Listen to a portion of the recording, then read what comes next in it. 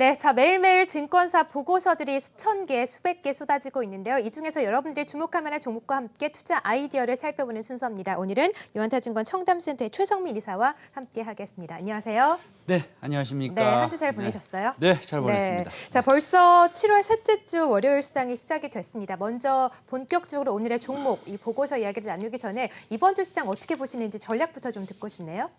네, 네. 일본이 그 반도체 소재에 대한 수출 규제를 이어서 한국을 이제 백색 국가 화이트리스트에서 제외한다. 뭐 이렇게 한 것으로 보도가 되고 있습니다. 예, 근데 이제 정부에 따르면 한 1,100개 품목으로 확산이 될 것이다, 영향을 받을 것이다 이렇게 이제 보고 있는데요. 이건 뭐 시청자 여러분들이 다 아시는 내용이실 겁니다. 네. 근데 이제 12일 일본 정부의 한국 수출 규제 강화 조치에 관련된 양국 국장급, 과장급 회의에서 그렇죠? 예, 일단 미 미팅 때 명함조차 교환이 없었고요. 그다음에 6시간 동안 뭐 물 한 잔 내놓지 않았습니다. 네. 예, 근데 이제 아마 우리가 이제 과거에 6.25 전쟁 때 우리가 이제 휴전을 위한 회담이 있지 않았습니까? 네. 그때도 아마 뭐 한북 미중이 이렇지는 않았을 것이다라는 생각도 드는데요.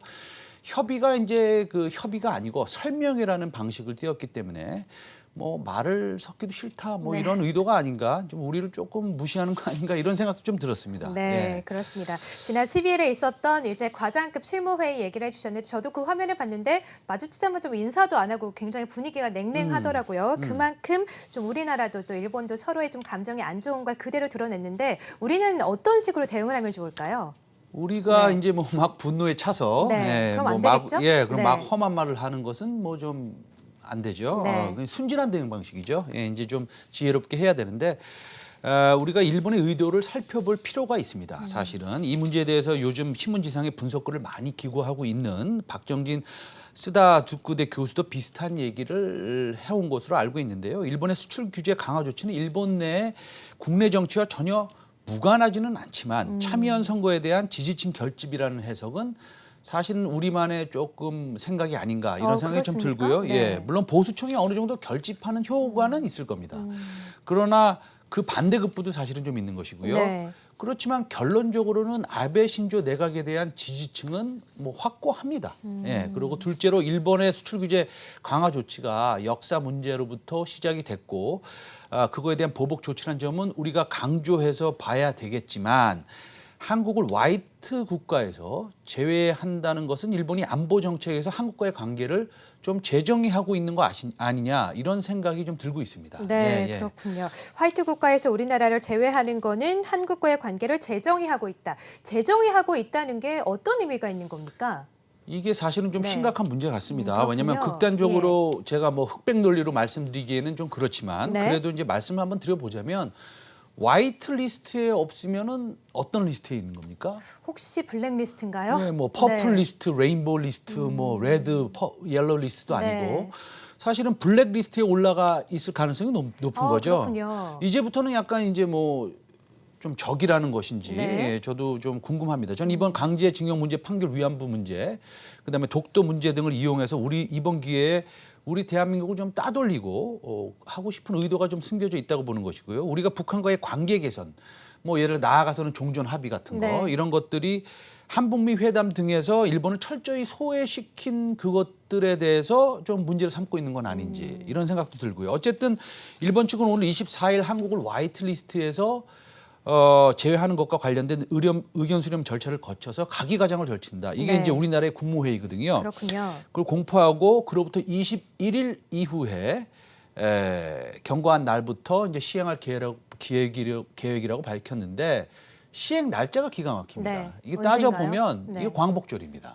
8월 15일. 네, 그렇습니다. 그러면 우리가 어떻게 대응을 해야 되느냐? 우리나라 시장에 미치는 영향은 어떠한가? 일단 일본과의 무역 전쟁이 장기화되면 경제 성장률이 줄어들 겁니다. 뭐 너무나 당연한 얘기를 그렇죠. 드리는 것이겠지만 아마도 네. 우리나라가 보복을 또 하고요.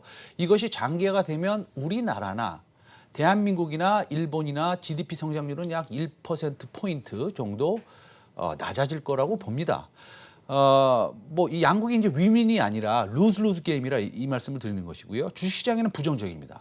제 생각에는 한두 번에 이렇게 좀 하락도 경험을 할 수 있지 않을까 네, 이런 그 생각이 이전의 들고요. 하락보다 더 많은 하락이 올 수 있겠군요. 비슷한 네. 조정이 좀 있을 거라고 봅니다. 그렇군요. 우리나라가 보복을 하고 나서 일본이 2차, 3차 무역 제재를 가한다면 그렇게 될 가능성이 조금 높은 편이라고 저는 보고 있고요. 네. 그래서 우리는 주식 비중을 약간 좀 줄여놓는 게 좋을 것 같고, 그다음에 둘째는 인버스나 공매도, 개인도 공매도가 가능합니다. 네. 그래서 좀 활용하는 것이 좀 좋을 것 같고요. 그다음에 섹터별 접근을 좀 달리해야 됩니다. 이제 일본 무역보복 수혜주에 좀 집중을 할 필요도 있고요. 그다음에 뭐 그러니까 이제 반도체나 반도체 소재 단이나 아니면 2차 전지, 그리고 일본에 수출이 되지 않는 자동차나 자동차 부품 좀 가치주에도 우리가 좀 관심을 둬야겠다. 이런 말씀을 드리고 싶습니다. 제가 네. 이제 방송 시간상 제가 자세히 설명을 드리기 부족하니까요. 7월 20일 토요일 날 제가 이제 강연회가 있습니다. 와우파에서 1시부터. 그때 한번 자세히 말씀드리도록 하겠습니다. 네, 예. 알겠습니다. 네. 일본의 수출 규제 이야기를 하니까 갑자기 좀 숙연해지는 것 같습니다. 어쨌든 우리나라는 WTO에 제소를 한 상태고 일본도 이제 여러 가지 요구를 했는데 18일이 좀 분기점이 될 것 같습니다. 중재위원회 구성에 대해서 정부의 답변이 18일까지인데 아마 이날을 기점으로 우리나라와 일본 간의 무역 분쟁 이슈가 더 촉발이 될지 아니면 조금 사그라들지 좀 지켜보시는 게 좋겠고, 이렇게 좀 불안정한 상태이기 때문에 주식 비중을 좀 줄이는 게 좋겠다라고 말씀을 하시네요. 자, 그럼에도 불구하고 오늘 관심 있게 볼만한 종목을 가지고 오셨는데 오늘 이사님께서 주목하시는 종목 어떤 종목입니까? 우리가 좀 네. 가치주, 그러니까 파워밸류가 상당히 낮고 그다음에 성장할 수 있는 그런 종목을 하나 골라봤습니다. 송원산업인데요. 네. 예, 이제 세 가지 투자 포인트를 좀 말씀드리자면, 첫 번째는 석유화학 그 캐파가 상당히 늘어나고 있습니다. 두 번째는 2분기에 이익이 한 100% 이상 성장될 것으로 보고 있고요. 그다음에 세 번째는 이제 우리가 요즘에 굉장히 관심이 많죠. 반도체 소재, 포토 레지스트에 관련해서 말씀을 드리도록 하겠습니다. 네. 자, 송원산업 세 가지 포인트를 짚어주셨는데 송원산업 자세하게 어떤 회사인지 좀 알려주시죠.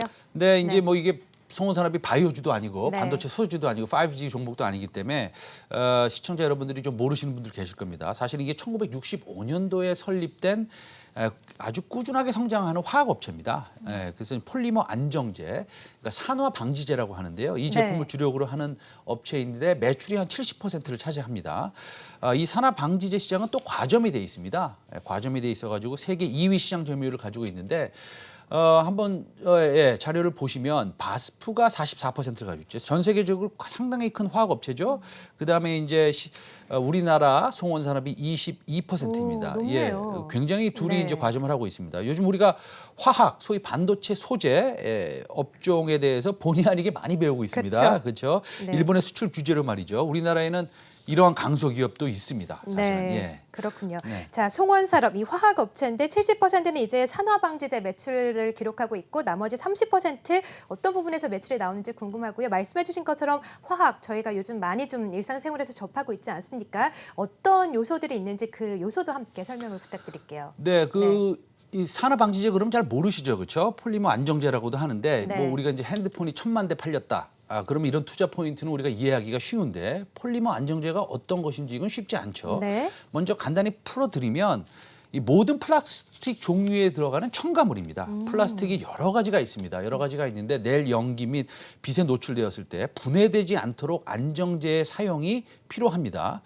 여러 가지 이제 플라스틱이 가공하는 그 와중에 폴리머를 보호하고 플라스틱 최종 제품의 물리적인 특성을 유지할 수 있도록 하여 제품의 사용 수명을 연장해 줍니다. 꼭 필요한 거군요. 그렇죠. 네. 플라스틱을 만들려면 꼭 필요한 겁니다. 이제 집에 있는 우리가 뭐 TV나 노트북이나 핸드폰이 있지 않습니까? 그러면은 그 플라스틱으로 만들어져 있는데 그게 우리가 5년, 10년을 써도 딱딱하고 변형이 되지 않지 그쵸. 않습니까? 예. 핸드폰 케이스도 변형이 안 되고요. 이게 폴리머 안정제의 역할입니다. 네, 네. 그렇군요. 자, 이 폴리머 안정제, 산화방지제가 이제 송원산업의 70%의 매출을 차지하고 있는데 나머지 30%는 어디에서 매출이 나옵니까? 이 회사가 한 3, 4년 네. 전부터 산업 방지제에 집중된 이 산업 구조를 조금씩 변경하기 시작했습니다. 글로벌 정밀화학 업체로서의 도약을 목표로 하고 있는 것인데요.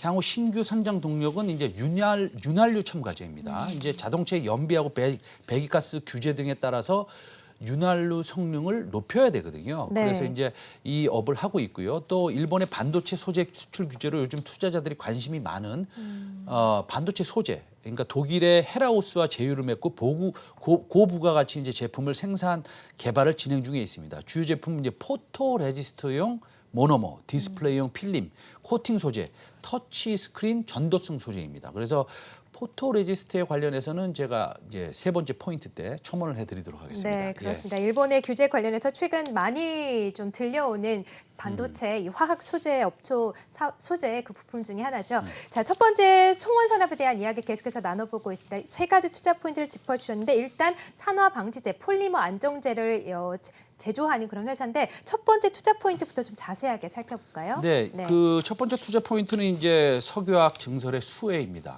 석유화학 시설이 굉장히 많이 증설이 된다는 얘기고요. 네. 이제 그렇기 때문에 폴리머 안정제의 수요 증가가 일어나는 것이고요. 작년 12월에서 올해 2월까지 무역 분쟁과 비수기로 잠시 감소했는데 지금 미국에서 아시아로 수출을 하는 플라스틱의 수출량이 3월부터 급등하기 시작했습니다. 그렇군요. 예, 4월과 5월에도 전년 동월 대비해서 148%, 그다음에 57% 각각 성장했습니다. 네, 예. 그렇군요. 첫 번째 투자 포인트가 이제 석유화학의 신증설로 인해서 수혜를 입는다라고 짚어주셨는데 역시 화학 업종은 그 단어 자체부터 굉장히 어렵습니다. PE가 좀 증가하고 있다라고 하셨는데 PE가 뭔지 좀 알려주시죠. PE도 있고 PP도 있고 뭐 여러 가지가 있는데요. 네. PE 같은 경우에는 뭐 이걸 외우실 필요는 없습니다. 네. 그러나 이제 주방용품하고 애들 장난감, 페트병에 많이 쓰이는 플라스틱입니다. 이게 폴리에틸렌이라고 하고요. 폴리프로펠렌도 있고요. 전부 플라스틱 종류입니다.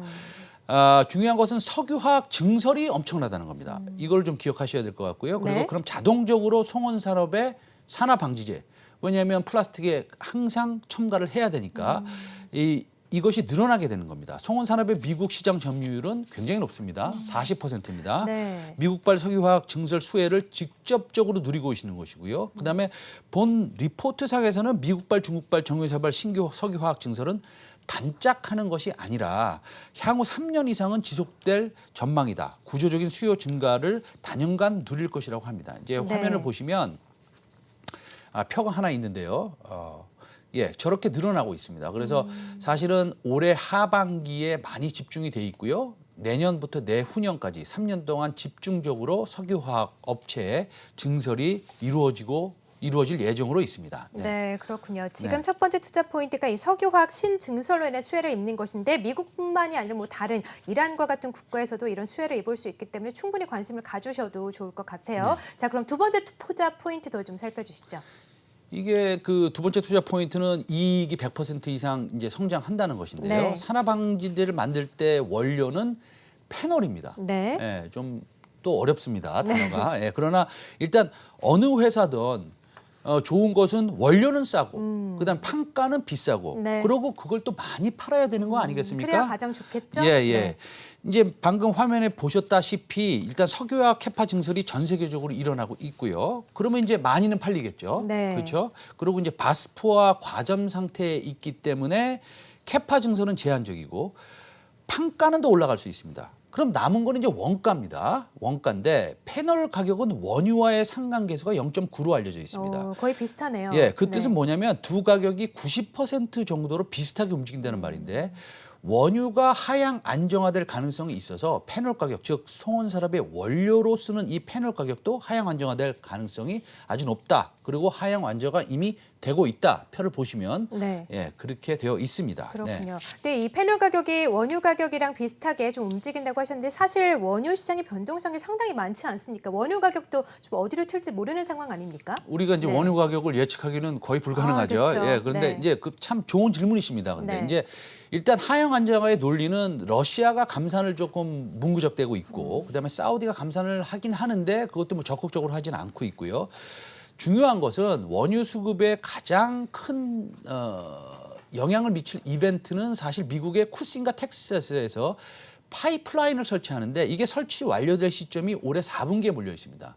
그 파이프라인이 설치가 끝나면 아마도 WTI 기준 공급 과잉 상황이 분명히 올 것이고요. 재고가 엄청나게 급격히 늘어날 것입니다. 그래서 결론적으로 송원산업이 쓰는 원료로 쓰는 네. 페놀 가격은 하향 안정화가 유지가 될 것이다라는 논리입니다. 네, 예. 그러니까 원료를 좀 싸게 공급받아서 좀 비싼 가격에 파면서 이익을 좀 많이 남길 수 있는 구조가 되겠군요. 그다음에 또 네. 많이 팔 수 있고요. 네, 많이 예. 팔 수 있고요. 네네. 자, 그럼 세 번째 투자 포인트도 함께 보겠습니다. 아마 이 세 번째 투자 포인트를 많은 시청자분들께서 가장 관심 있게 보실 것 같은데 일본의 반도체 수출 규제로 인한 수혜를 받는 종목이군요. 네네. 역시 그 화학업체가 요즘에 네.